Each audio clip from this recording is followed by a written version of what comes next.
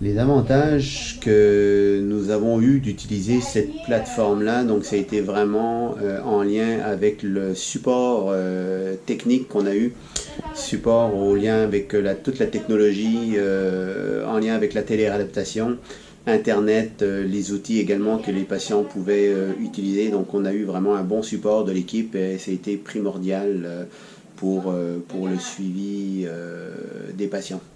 Un des autres avantages également que nous avons remarqué, c'était l'aspect de sécurité en lien avec les informations que nous échangeons à distance avec les patients.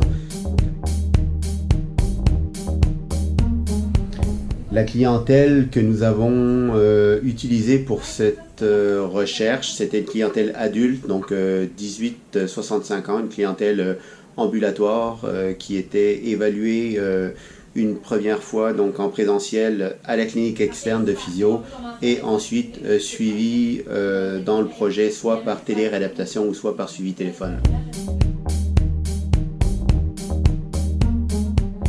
Alors oui, c'est certain que si on peut continuer à utiliser cet outil de travail, ce nouvel outil de travail après la situation qu'on a vécue au Québec de pandémie, oui, on va essayer de le garder et de le mettre en place de façon régulière, ce qui est un outil vraiment performant, je crois, pour augmenter notre efficience de travail aussi, aussi pour lutter contre parfois l'absentéisme.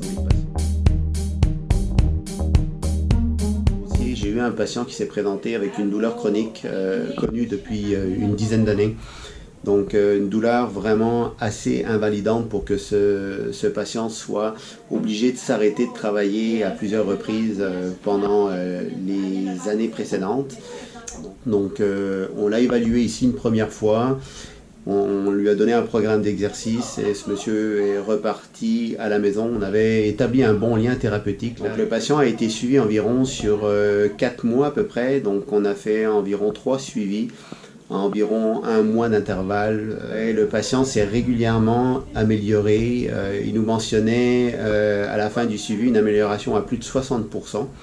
Donc ce qui semblait quand même être assez atypique comme résultat en lien avec un patient qui a de la douleur chronique puis qui est juste suivi à distance.